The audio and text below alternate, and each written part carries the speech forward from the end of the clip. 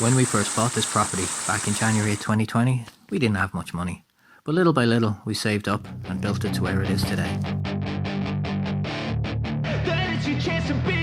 Hey kid, don't ever let them get inside your head. They'll tell you what to do in life instead of everything you know that you could get. Don't let them guide your life towards regret. I'll fight for what I love with every breath. My past is filled with things I won't forget. I use them all to push me to my best. So treat the worst of times just like a test. If only I could go back in time, I'd tell myself that everything will end up alright. Just push yourself, test yourself, figure out what you like, and find your limits, don't be rigid, always work towards a prime. Surround yourself with open minds, people can change your life. A few friends with intent can help you feel alive. Find a passion, take some action, and with a little time, just be patient, make a statement, try to enjoy your life. Welcome to a wet and windy County Kilkenny here in Ireland. We've had an awful season this year, but today we've got tomatoes and onions to harvest. So while we're at it, why don't we bring you around, show you the garden and share a few tips with you along the way. Into our first tunnel we go. Look at this. The French climbing beans have worked their way all up the frame on either side and are now meeting in the middle up on the top. Because of the weather, they're only just starting to produce beans now. So they're all itty bitty tiny ones, but at least we'll get something out of them. In the middle are the Kinghorn Wax French dwarf beans. These have been going well all year and we've had multiple harvests off these. They're a great little producer. They also make great lures for the slugs as well. Working our way down through the tunnel to the end. Got all our cherry tomatoes. These are not doing great at all. Earlier on in the year they were infected with green fly and white fly, and now they got blight. But all the tomatoes are ready to harvest, thankfully, so we're going to take them all out and just cut them down. Over in the far corner then we've got broad beans. I'm not sure if we're going to get anything off them this year. It's very late in the year and they're not looking too hot either. Get one or two maybe. But if the weather keeps up like this, they're not going to be great. Back out we go. Look at this. Blue borage has self-seeded all over the place. A couple of little bits in containers. These are all bushes and trees. This is a little baby oak tree that Ellie has started and has grown herself. The garden peas over here, look at them all dying off. They think it's winter time again. We only got one harvest out of those this year, which is a real pity.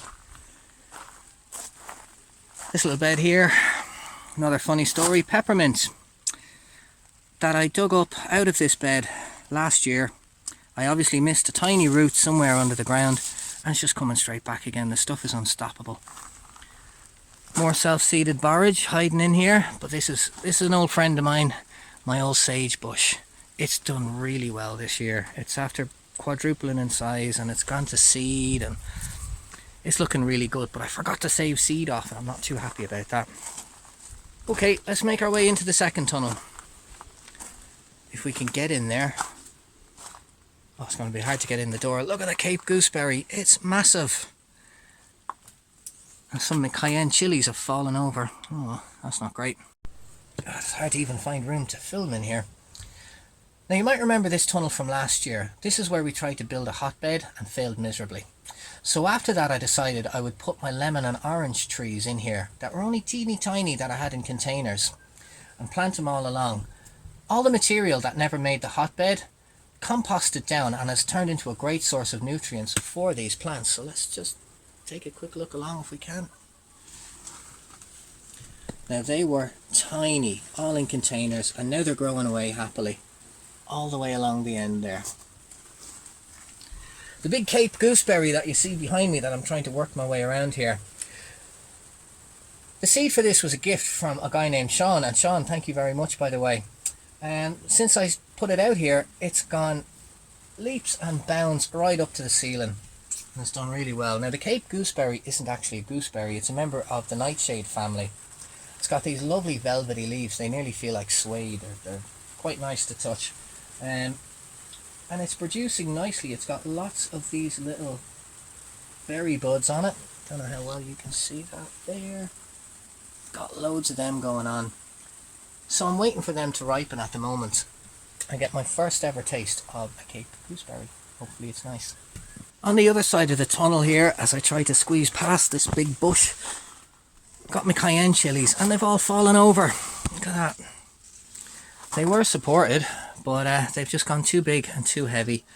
Luckily some of them are starting to turn, but they're a little bit small. These are all from seed that we saved last year. This is the mother plant over here in the corner. We successfully overwintered that. And come springtime we planted it back down here and we germinated up some of its babies. But baby plants are slightly bigger and are ripening faster. Behind them then there's just some more lemon and oranges all the way along. And we're using the French dwarf beans in here as cannon fodder for the slugs. To keep the slugs away from the lemon and orange because they've been devouring them. Look at the state of those leaves. I don't mind this being a permanent space for those, to be honest with you. It's only a half tunnel anyway, and it's not up to much. Just outside the door of the half tunnel, and we have the first mistake that I made this year. This is sweet basil. It was sown at the exact same time as what's in the other tunnel next door. The difference, and this was my mistake, was the compost that I used. I used a brand called Shamrock, and it was their brown gold type of potting mixture. As you can see, it's absolute rubbish. Doesn't work. They're sick, rotten, not growing at all. So I won't ever be using that stuff again. Weeds don't seem to mind it, mind you.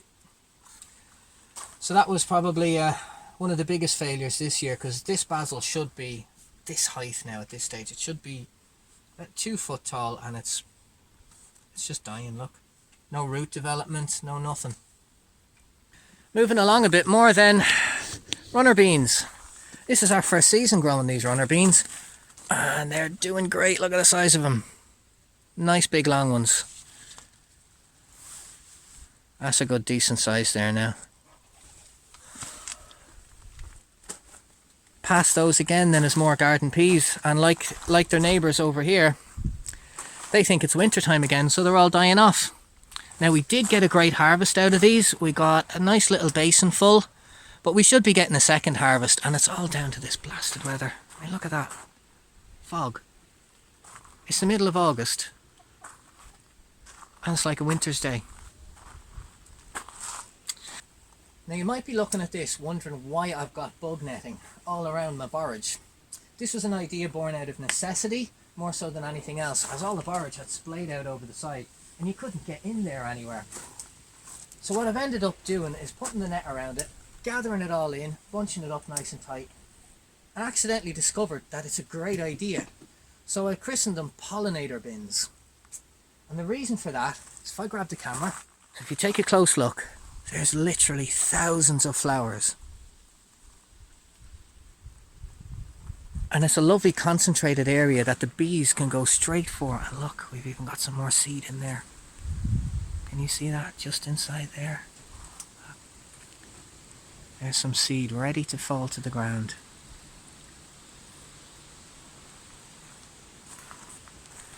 But the bees love it. They absolutely love it. On a sunny day, the rare ones that we do get, they are all over it.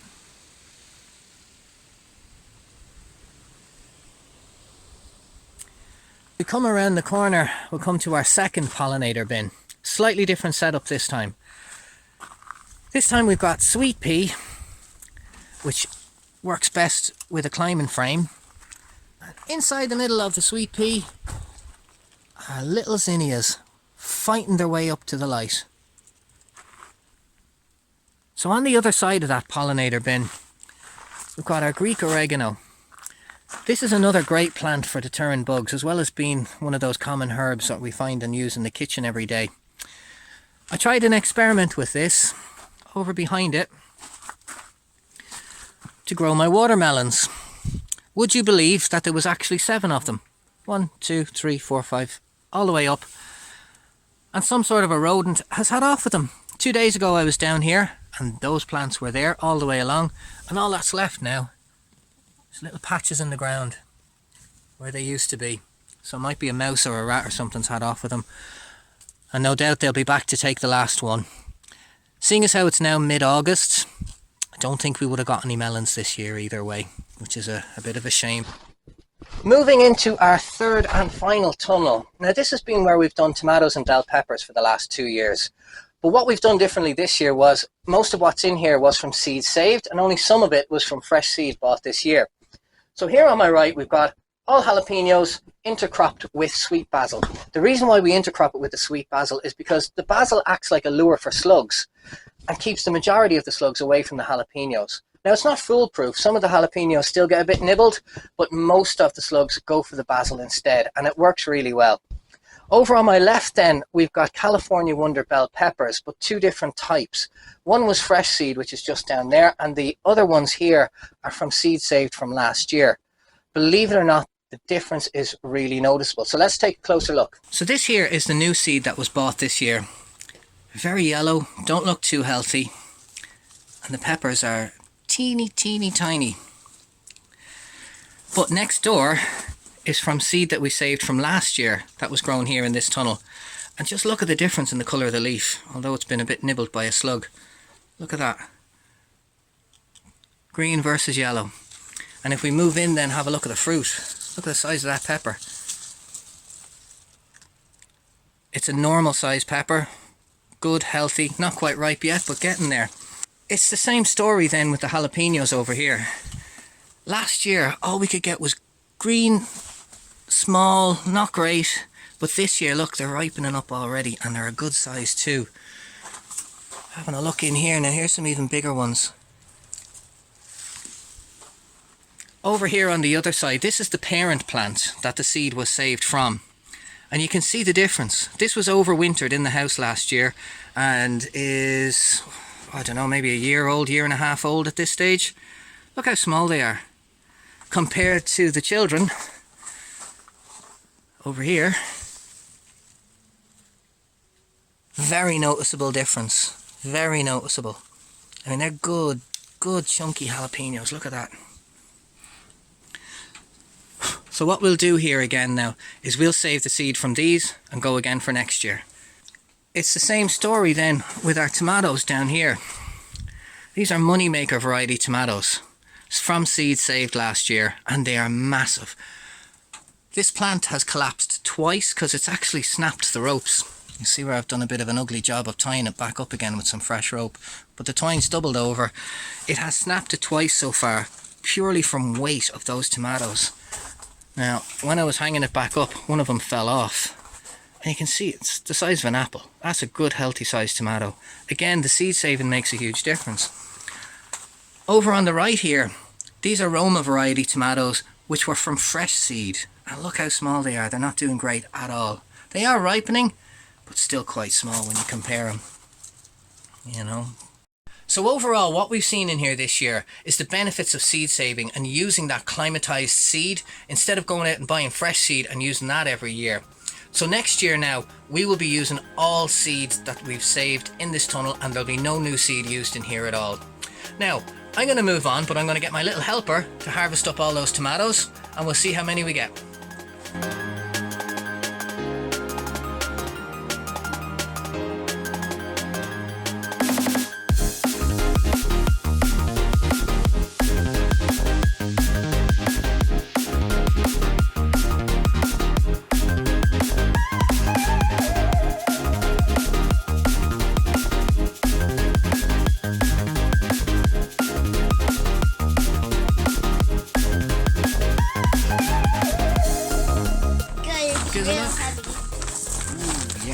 It's a mix of bell pepper, A couple of jalapenos and loads of tomatoes. Excellent. Okay, will you bring them up for me and we'll sort them out? Real heavy. Wow, yeah. Moving out of the tunnel area, and we're on the border between the old and the new. Just behind me is a new area that we're working on. We'll talk about it in a sec, but Teddy the dog has been running in and out of here, and he's after tearing up all the sheet mulch, so I'm going to have to take all of that back up again and put down some fresh stuff. But that's not why we're here. Way back in February last year, we started off all these onions from seed. We've got white Lisbons here, and we've got our Stuttgart onions just down there. And as you can see, they're all fallen over and ready to harvest. We have let some of them bolt and go to seed, and that's so that we can start off again next year with our own fresh seed, like what we were talking about in the tunnels. To collect the seed, I came up with a little idea of chopping up some of the bug netting and just placing it over the top of the flower to catch the seed once they've all been pollinated. So that way then the flower can die away and I won't lose any of the seed on the ground. And in a couple of weeks, I'll have a little net full of it, nice and easy to harvest. So what we're going to do today is we're going to take up the ones that haven't bolted, and the ones with flower on them that we're still waiting on, we're going to leave them in place. So let's get on with it.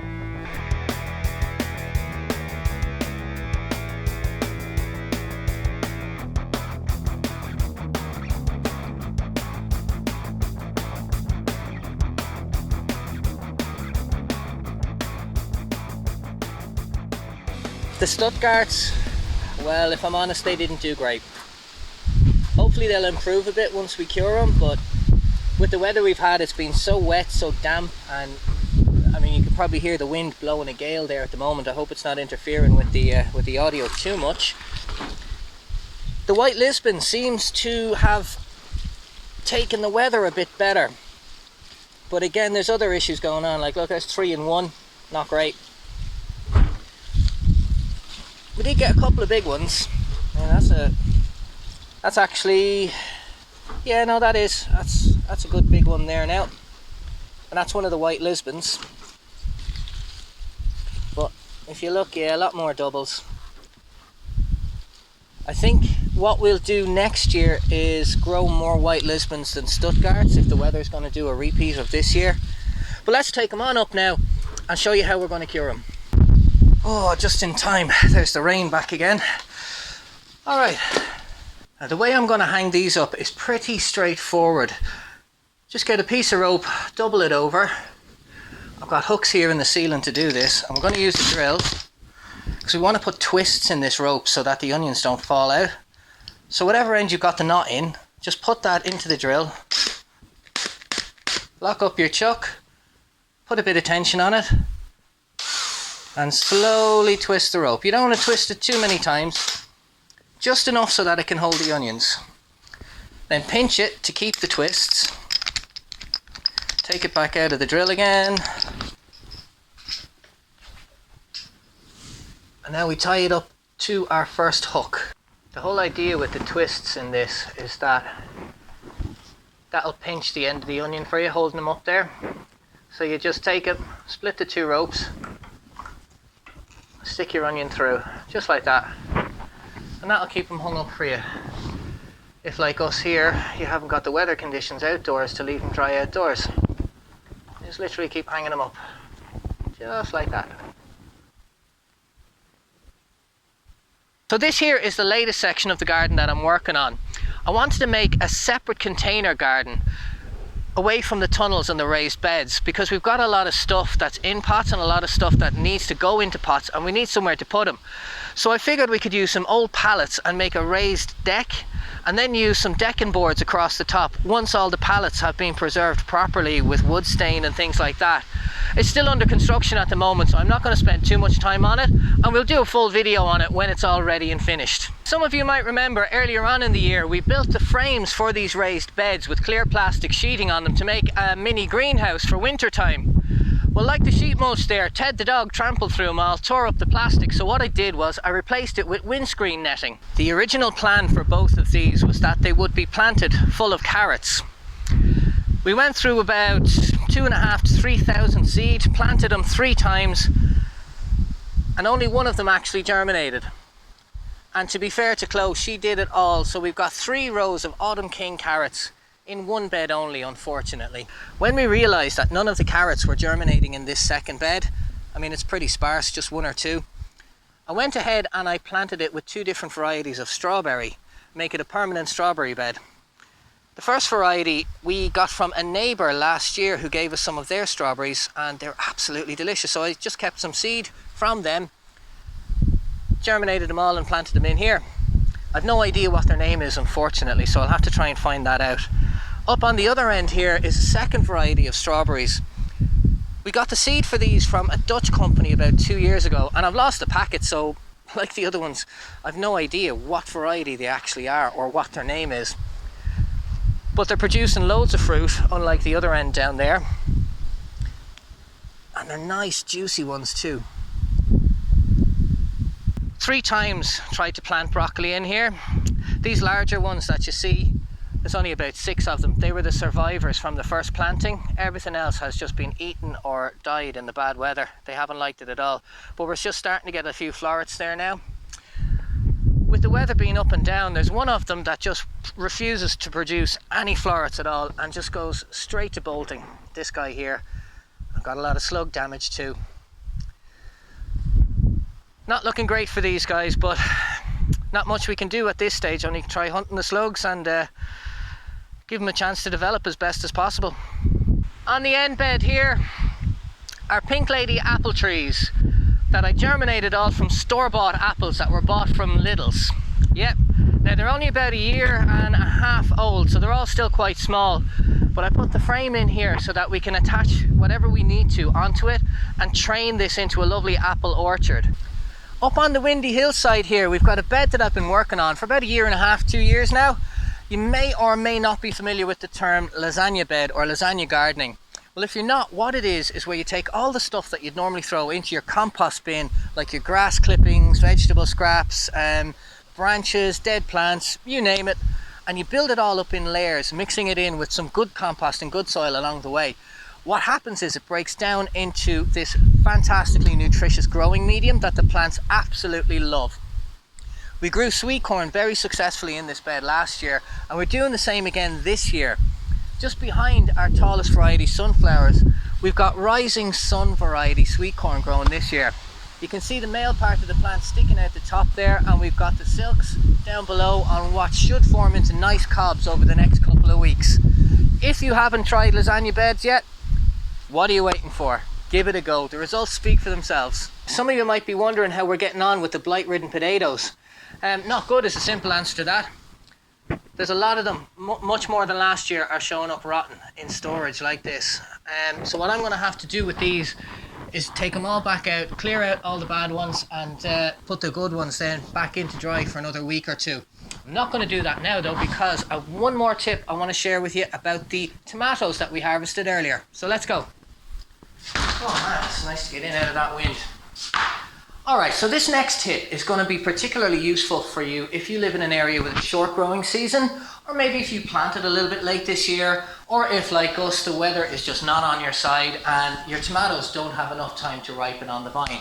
You can go ahead and pick them while they're still green, bring them on in, and all you need is a little tray. I like to use the lids off the little cargo storage boxes. Put all your green tomatoes onto it and leave them sit in the sunlight for about 2 to 3 weeks.